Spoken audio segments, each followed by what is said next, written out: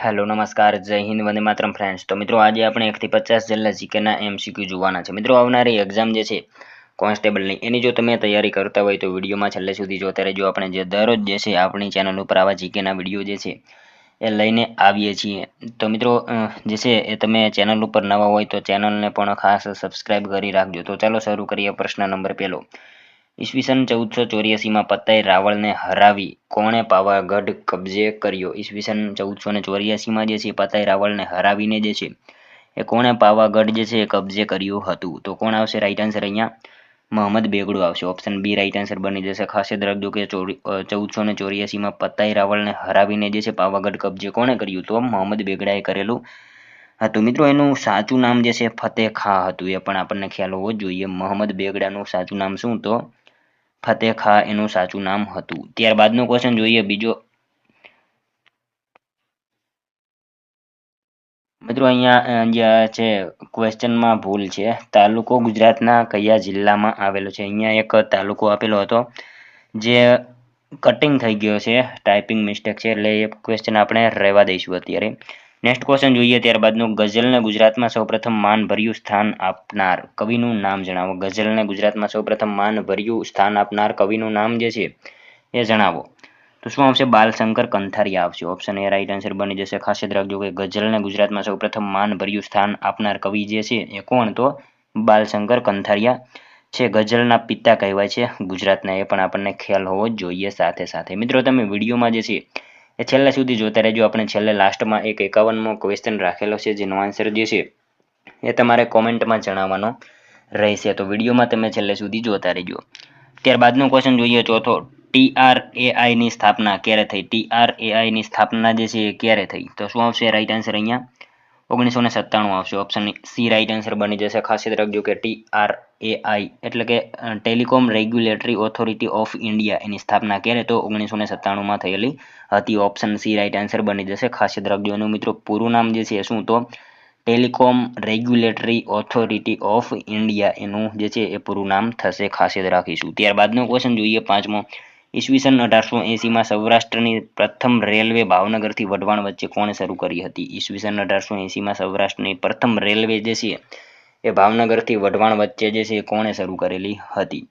તો કોણ આવશે? તખ્તસિંહજી આવશે। તખ્તસિંહજી ગોહિલ એમણે જે છે ઈસવીસન 1880માં સૌરાષ્ટ્રની પ્રથમ રેલવે ભાવનગરથી વઢવાણ વચ્ચે જે છે એ શરૂ કરાવેલી હતી। મિત્રો એમને ખાસ યાદ રાખજો ઈસવીસન 1883માં બાર્ટન લાઇબ્રેરી અને મ્યુઝિયમનો પાયો નાખાવ્યો હતો, એ પણ આપણને ખ્યાલ હોવો જોઈએ। સાથે સાથે ઈસવીસન 1885માં તેમના વિશ્વાસુ પ્રધાન શામળદાસની સ્મૃતિમાં સૌરાષ્ટ્રની પ્રથમ કોલેજ શામળદાસ કોલેજની સ્થાપના કરી હતી, એ પણ આપણને સાથે સાથે ખ્યાલ હોવો જોઈએ મિત્રો। સાથે સાથે 1893માં તેમના નામ પરથી તખ્તેશ્વર મહાદેવનું મંદિર પણ બંધાવ્યું હતું, એ પણ આપણને સાથે સાથે ખ્યાલ હોવો જોઈએ। મિત્રો તમને વિડીયો ગમતો હોય તો એક લાઇક કરજો। અમે તમારી પાસે માત્ર એક લાઇકની આશા રાખીએ છીએ, તો એક લાઇક તમે જરૂર કરી દેજો। ત્યારબાદનો ક્વેશ્ચન જોઈએ છઠ્ઠો, રાજ્યની પ્રાદેશિક હુકુમત દરિયામાં કેટલા માઇલ સુધી લંબાયેલી હોય છે? રાજ્યની પ્રાદેશિક હુકુમત જે છે એ દરિયામાં કેટલા માઇલ સુધી લંબાયેલી હોય? તો કેટલી આવશે? 12 નોટિકલ માઇલ આવશે। ઓપ્શન એ રાઈટ આન્સર બની જશે। અહીંયા ખાસ યાદ રાખજો કે રાજ્યની પ્રાદેશિક હુકુમત દરિયામાં કેટલા માઇલ સુધી? તો 12 નોટિકલ માઇલ જેટલી જે છે એ દરિયામાં લંબાયેલી હોય છે। ત્યારબાદનો ક્વેશ્ચન જોઈએ સાતમો, દિગંબર જૈનોનું પવિત્ર યાત્રાધામ ભિલોડા કયા જિલ્લામાં આવેલું છે? દિગંબર જૈનોનું યાત્રાધામ જે છે ભિલોડા એ કયા જિલ્લામાં આવેલું છે? તો શું આવશે રાઈટ આન્સર અહીંયા? અરવલ્લીમાં આવશે। ઓપ્શન ડી રાઈટ આન્સર બની જશે। ખાસ યાદ રાખજો કે દિગંબર જૈનોનું જે છે યાત્રાધામ એ ક્યાં? તો અરવલ્લીમાં આવેલું છે। ત્યારબાદનો ક્વેશ્ચન જોઈએ આઠમો, આંબળા મધ અને ચારોળીનું વ્યાપાર કેન્દ્ર જણાવો। આંબળા મધ અને ચારોળીનું વ્યાપાર કેન્દ્ર જે છે એ કયું છે? તો કંજેટા આવશે। ઓપ્શન સી રાઈટ આન્સર અહીંયા બની જશે। ખાસ યાદ રાખજો કે આંબળા મધ અને ચારોળીનું વ્યાપાર કેન્દ્ર જે છે એ કયું? તો કંજેટા આવશે। દાહોદમાં આવેલું છે કંજેટા, એ પણ આપણને જે છે સાથે સાથે ખ્યાલ હોવો જોઈએ। નેક્સ્ટ ક્વેશ્ચન જોઈએ ત્યારબાદનો, ઈમેલ એડ્રેસ વધુમાં વધુ કેટલા અક્ષરનું હોઈ શકે? ઈમેલ એડ્રેસ જે છે એ વધુમાં વધુ કેટલા અક્ષરનું હોય? તો 255 આવશે। ઓપ્શન ડી રાઈટ આન્સર બની જશે। અહીંયા ખાસ યાદ રાખજો કે ઈમેલ એડ્રેસ જે છે વધુમાં વધુ કેટલા અક્ષરનું? તો 255 અક્ષર જેટલું હોય છે ઈમેલ એડ્રેસ। ત્યારબાદનો ક્વેશ્ચન જોઈએ 10મો, પાવાગઢ ઉપર મહાકાળી મંદિર ઉપરાંત કોની દરગાહ આવેલી છે? પાવાગઢ ઉપર જે છે મહાકાળી મંદિર ઉપરાંત જે છે એક કોની દરગાહ આવેલી છે? તો સદનશાહ પીરની આવશે. ઓપ્શન ડી રાઈટ આન્સર બની જશે. અહીંયા ખાસ યાદ રાખજો કે પાવાગઢ જે છે એની ઉપર મહાકાળી મંદિર ઉપરાંત કોની દરગાહ, તો સદનશાહ પીરની દરગાહ આવેલી છે, ખાસ યાદ રાખીશું. ત્યારબાદનો ક્વેશ્ચન જોઈએ 11મો. ગિરનાર તળેટીમાં અશોક સિવાય બીજા કયા શાસકોએ શિલાલેખ કોતરાવેલ છે? ગિરનાર તળેટીમાં અશોક સિવાય જે છે બીજા કયા શાસકોએ શિલાલેખ કોતરાવેલો છે? તો શું આવશે? રુદ્રદામા અને સ્કંદગુપ્ત આવશે. ઓપ્શન ડી રાઈટ આન્સર બની જશે. અહીંયા ખાસ યાદ રાખજો કે ગિરનાર તળેટીમાં અશોક સિવાય બીજા કયા શાસકોએ, તો રુદ્રદામા અને સ્કંદગુપ્ત જે છે એમને શિલાલેખ કોતરાવેલો છે, ખાસ યાદ રાખીશું. મિત્રો ગિરનાર જે છે એનું સૌથી ઊંચું શિખર જે છે એ કયું છે? તો શું આવશે? ગોરખનાથનું શિખર જે છે એ સૌથી ઊંચું છે, એ પણ આપણને જે છે ખ્યાલ હોવો જ જોઈએ. નેક્સ્ટ ક્વેશ્ચન જોઈએ ત્યારબાદનો. કયા નિબંધકાર જીવનલક્ષી નિબંધકાર તરીકે ઓળખાય છે? કયા નિબંધકાર જે છે નીચેનામાંથી એ જીવનલક્ષી નિબંધકાર તરીકે ઓળખાય છે? તો શું આવશે રાઈટ આન્સર? અહીંયા કાકા સાહેબ કાલેલકર આવશે. ઓપ્શન એ રાઈટ આન્સર બની જશે. નિબંધકાર જીવનલક્ષી કોણ? તો કાકા સાહેબ કાલેલકર છે. ત્યારબાદનો ક્વેશ્ચન જોઈએ 13મો. ગુજરાતમાં સર્જનાત્મક સામાજિક સંશોધનોને કઈ સંસ્થા વેગ આપી રહી છે? ગુજરાતમાં સર્જનાત્મક સામાજિક સંશોધનોને જે છે એ કઈ સંસ્થા વેગ આપી રહી છે? તો સેન્ટર ફોર સોશિયલ સ્ટડી આવશે. ઓપ્શન એ રાઈટ આન્સર બની જશે. ખાસ યાદ રાખજો કે ગુજરાતમાં સર્જનાત્મક સામાજિક સંશોધનને કઈ સંસ્થા, તો સેન્ટર ફોર સોશિયલ સ્ટડી એ સંસ્થા વેગ આપી રહેલી છે, ખાસ યાદ રાખીશું. ત્યારબાદનો ક્વેશ્ચન જોઈએ. નરસિંહ મહેતા કયા શતકમાં થઈ ગયા? નરસિંહ મહેતા જે છે એ કયા શતકમાં થઈ ગયા? તો 15મા શતકમાં આવશે. ઓપ્શન બી રાઈટ આન્સર બની જશે. ખાસ યાદ રાખજો કે નરસિંહ મહેતા કયા શતકમાં, તો 15મા શતકમાં થઈ ગયા હતા. ત્યારબાદનો ક્વેશ્ચન જોઈએ 15મો. સાચા વિધાનો જણાવો. હેમચંદ્રાચાર્યનો જન્મ ધંધુકા ખાતે થયો હતો.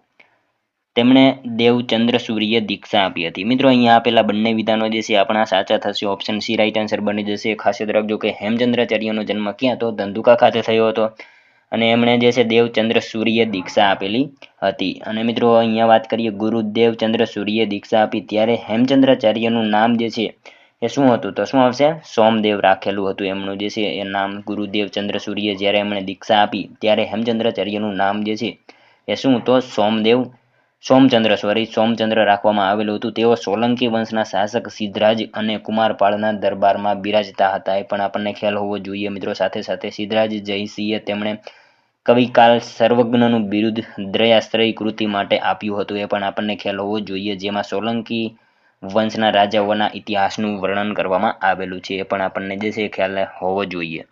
ત્યારબાદનો ક્વેશ્ચન જોઈએ. મંગળ ગ્રહની કક્ષાની અંદર આવેલા ગ્રહોને કયા ગ્રહો કહે છે? મંગળ ગ્રહની કક્ષાની અંદર આવેલા ગ્રહો હોય એને શું કહેવામાં આવે છે? તો ટેરેસ્ટ્રીયલ આવશે. ઓપ્શન સી રાઈટ આન્સર બની જશે. ખાસ યાદ રાખજો કે મંગળ ગ્રહની કક્ષાની અંદર આવેલા ગ્રહો હોય એને શું? તો ટેરેસ્ટ્રીયલ ગ્રહ કહેવામાં આવે છે. ત્યારબાદનો ક્વેશ્ચન જોઈએ 17મો. ભારતના કયા રાજ્ય દ્વારા બાયોફ્યુઅલ અંગેની રાષ્ટ્રીય નીતિ સૌપ્રથમ અમલમાં મૂકવામાં આવી છે? ભારતના કયા રાજ્ય દ્વારા જે છે બાયોફ્યુઅલ અંગેની રાષ્ટ્રીય નીતિ સૌપ્રથમ અમલમાં મૂકવામાં આવી? તો રાજસ્થાન આવશે. ઓપ્શન સી રાઈટ આન્સર બની જશે. ભારતના જે છે રાજસ્થાન દ્વારા બાયોફ્યુઅલ અંગેની રાષ્ટ્રીય નીતિ સૌપ્રથમ અમલમાં મૂકવામાં આવેલી છે. અને મિત્રો રાજસ્થાનમાં સંવિધાન પાર્કનું ઉદ્ઘાટન કર્યું હતું આપણા પ્રેસિડેન્ટ જે છે દ્રૌપદી મુર્મુ દ્વારા, એ પણ આપણને ખ્યાલ હોવો જોઈએ. ત્યારબાદનો ક્વેશ્ચન જોઈએ 18મો. પ્રસિદ્ધ કવિ મણિલાલ નભુભાઈનું જન્મસ્થળ જણાવો. પ્રસિદ્ધ કવિ મણિલાલ નભુભાઈનું જન્મસ્થળ જે છે એ કયું છે? તો નડિયાદ આવશે. ઓપ્શન બી રાઈટ આન્સર બની જશે. ખાસ યાદ રાખજો મિત્રો નડિયાદ જે છે ને સરદાર વલ્લભભાઈ પટેલ, ઇન્દુલાલ યાજ્ઞિક, ગોવર્ધન રામ ત્રિપાઠી આ બધાયનું જે છે જન્મસ્થળ છે, એ પણ આપણને ખ્યાલ હોવો જોઈએ. ત્યારબાદનો ક્વેશ્ચન જોઈએ 19મો. વિધાનસભાની ચૂંટણી માટે કાયદો કોણ બનાવે છે? વિધાનસભાની ચૂંટણી માટે કાયદો જે છે કોણ બનાવે? તો શું આવશે? સંસદ આવશે. ઓપ્શન એ રાઈટ આન્સર બની જશે. વિધાનસભાની ચૂંટણી માટે જે છે એ કાયદો કોણ? તો સંસદ બનાવતી હોય છે. મિત્રો તમે વિડીયોમાં જે છે છેલ્લે સુધી જોતા રહેજો અને છેલ્લે લાસ્ટમાં 50માંથી તમારા કેટલા સાચા પડે છે એ પણ તમારે કોમેન્ટમાં જણાવવાનું રહેશે. સાથે સાથે આપણે મિત્રો લાસ્ટમાં એક 51મો ક્વેશ્ચન રાખેલો છે જેનો આન્સર જે છે એ પણ તમારે કોમેન્ટમાં જણાવવાનો રહેશે. ત્યારબાદનો ક્વેશ્ચન જોઈએ 20મો. પૂર્વ પદ અને ઉત્તર પદ વિભક્તિ સંબંધથી જોડાયેલા હોય ત્યારે તે પદોમાં કયો સમાસ થાય છે? પૂર્વ પદ અને ઉત્તર પદ વિભક્તિ સંબંધથી જોડાયેલા હોય ત્યારે તે પદોમાં જે છે કયો સમાસ થાય? તો તત્પુરુષ આવશે. અહીંયા ઓપ્શન એ રાઈટ આન્સર બની જશે. ખાસ યાદ રાખીશું. ત્યારબાદનો ક્વેશ્ચન જોઈએ, બેટન કપ કઈ રમત માટે એનાયત કરવામાં આવે છે? બેટન કપ જે છે એ કઈ રમત માટે એનાયત કરવામાં આવે? તો હોકી રમત માટે જે છે બેટન કપ આપવામાં આવે છે. ખાસ યાદ રાખજો, ઓપ્શન ડી રાઈટ આન્સર બની જશે. બેટન કપ જે છે કઈ રમત? તો હોકી માટે આપવામાં આવે છે મિત્રો. હોકીના જાદુગર છે મેજર ધ્યાનચંદ, એ પણ આપણને ખ્યાલ હોવો જોઈએ. અને મિત્રો તેમનો જન્મદિવસ એટલે કે ભારતમાં રાષ્ટ્રીય ખેલ દિવસ તરીકે મનાવવામાં આવે છે 29 ઓગસ્ટ. એ પણ આપણને જે છે એ ખ્યાલ હોવો જોઈએ, ખાસ યાદ રાખીશું. ત્યારબાદનો ક્વેશ્ચન જોઈએ 22મો, કયો એસિડ પ્રબળ છે? કયો એસિડ જે છે એ પ્રબળ એસિડ છે? તો નાઇટ્રિક એસિડ આવશે. ઓપ્શન સી રાઈટ આન્સર બની જશે. ખાસ યાદ રાખજો કે નાઇટ્રિક એસિડ જે છે એ એસિડ પ્રબળ એસિડ છે. ત્યારબાદનો ક્વેશ્ચન જોઈએ 23મો, ઇલેક્ટ્રિક વાયરનું રેણ કરવામાં કઈ મિશ્ર ધાતુ વપરાય છે? ઇલેક્ટ્રિક વાયરનું રેણ કરવામાં જે છે એ કઈ મિશ્ર ધાતુ વપરાય? તો મિથેન, સોરી મિત્રો અહીંયા શું આવશે? લેડ પ્લસ ટીન આવશે. ઓપ્શન સી રાઈટ આન્સર બની જશે. ઇલેક્ટ્રિક વાયરનું રેણ કરવામાં જે છે એ કઈ? તો લેડ પ્લસ ટીન જે છે એ ધાતુ વપરાય છે. ત્યારબાદનો ક્વેશ્ચન જોઈએ, કુદરતી વાયુમાં મુખ્ય ઘટક કયો છે? કુદરતી વાયુમાં મુખ્ય ઘટક એ મિથેન આવશે. ઓપ્શન એ રાઈટ આન્સર બની જશે. ખાસ યાદ રાખજો કે કુદરતી વાયુમાં મુખ્ય ઘટક કયો? તો મિથેન છે. ત્યારબાદનો ક્વેશ્ચન જોઈએ, વર્ષ 1817માં પાઇકા વિદ્રોહ કયા સ્થળે થયો હતો? વર્ષ 1817માં પાઇકા વિદ્રોહ જે છે એ કયા સ્થળે થયો હતો? તો શું આવશે રાઈટ આન્સર અહીંયા? ઓરિસ્સા આવશે. ઓપ્શન બી રાઈટ આન્સર બની જશે. ખાસ યાદ રાખજો કે 1817માં પાઇકા વિદ્રોહ કયા સ્થળે? તો ઓરિસ્સા ખાતે થયેલો હતો મિત્રો પાઇકા વિદ્રોહ. બ્રિટિશ ઈસ્ટ ઇન્ડિયા કંપની અને પાઇકા જાતિ વચ્ચે 1817માં થયો હતો, એ પણ આપણને ખ્યાલ હોવો જોઈએ. આ વિદ્રોહનો પ્રારંભ જે છે બાનાપુરમાં થયો હતો, એ પણ આપણને ખ્યાલ હોવો જ જોઈએ. નેક્સ્ટ ક્વેશ્ચન જોઈએ ત્યારબાદનો 26મો, કયા પ્રકારનો કોલસો સળગે ત્યારે ધુમાડો કે વાસ ઉત્પન્ન થતા નથી? કયા પ્રકારનો કોલસો જે છે સળગે ત્યારે ધુમાડો અથવા તો વાસ ઉત્પન્ન થતા નથી?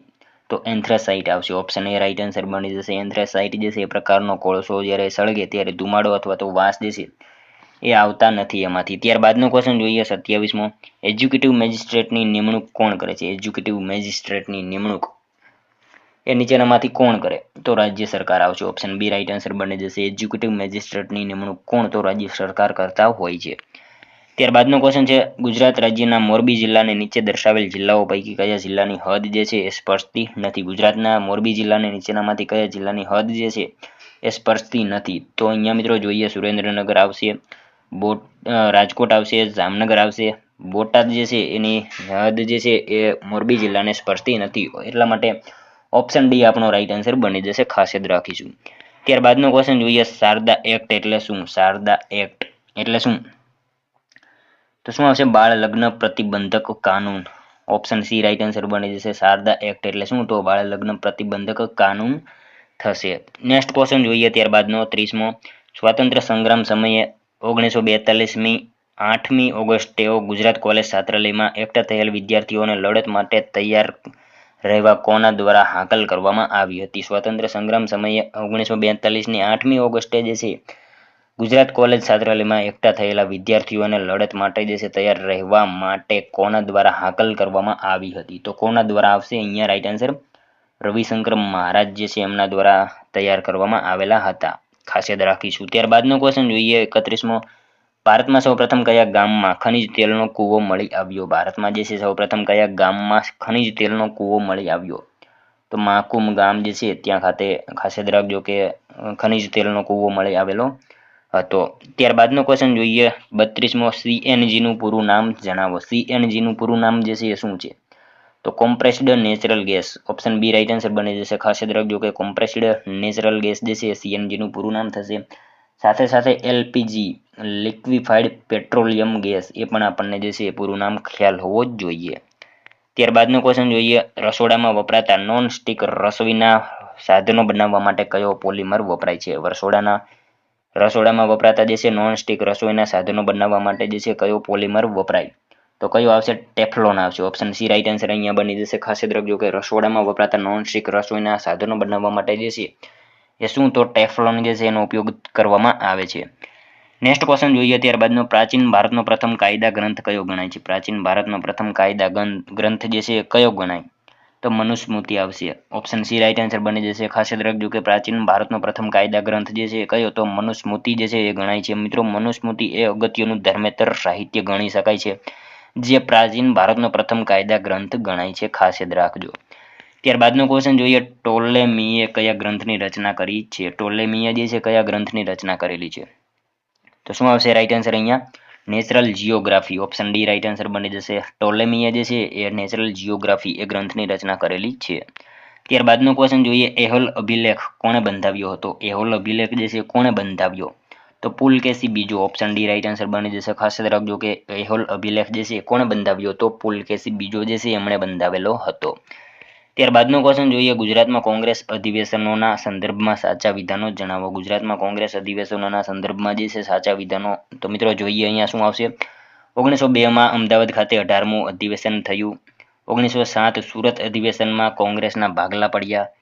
તો મિત્રો અહીંયા બંને વિધાનો સાચા થશે. ઓપ્શન સી રાઈટ આન્સર બની જશે. 1902માં અમદાવાદ ખાતે જે છે 18મું અધિવેશન થયું હતું. 1907માં સુરત અધિવેશનમાં કોંગ્રેસના ભાગલા પડ્યા હતા. બંને વિધાનો સાચા થશે. ખાસ યાદ રાખજો. ત્યારબાદનો ક્વેશ્ચન જોઈએ, નીચે પૈકી શું સાચું છે? નીચેનામાંથી જે છે શું સાચું છે? તો શું આવશે અહીંયા?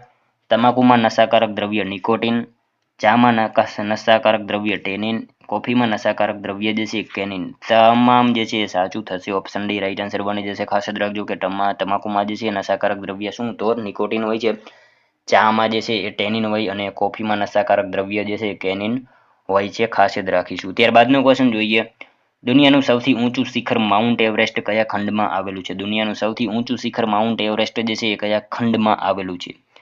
તો એશિયા ખંડમાં આવશે. ઓપ્શન બી જે છે એ આપણો રાઈટ આન્સર બની જશે. ખાસ યાદ રાખજો કે દુનિયાનું સૌથી ઊંચું શિખર માઉન્ટ એવરેસ્ટ જે છે એ કયા ખંડમાં? તો એશિયા ખંડમાં આવેલું છે. ત્યારબાદનો ક્વેશ્ચન જોઈએ, રાજતરંગીણી ગ્રંથના રચયિતા કોણ છે? રાજતરંગીણી ગ્રંથના રચયિતા જે છે એ નીચેનામાંથી કોણ છે? તો કલ્હણ આવશે. ઓપ્શન બી રાઈટ આન્સર બની જશે. ખાસ યાદ રાખજો કે રાજતરંગીણી ગ્રંથના રચયિતા જે છે એ કોણ? તો કલ્હણ છે. મિત્રો ઇતિહાસના ગ્રંથ તરીકે આપણી પાસે 12મી સદીમાં રચાયેલ રાજતરંગીણી મહત્વપૂર્ણ ગ્રંથ છે અને તેની રચના કાશ્મીરના રાજકવિ કલ્હણે કરી છે. એ પણ આપણને ખ્યાલ હોવો જ જોઈએ. ત્યારબાદનો ક્વેશ્ચન જોઈએ, અમદાવાદમાં રણછોડલાલ છોટાલાલે પ્રથમ કાપડની મિલ ક્યારે સ્થાપી હતી? અમદાવાદમાં રણછોડલાલ છોટાલાલે જે છે પ્રથમ કાપડની મિલ ક્યારે સ્થાપી?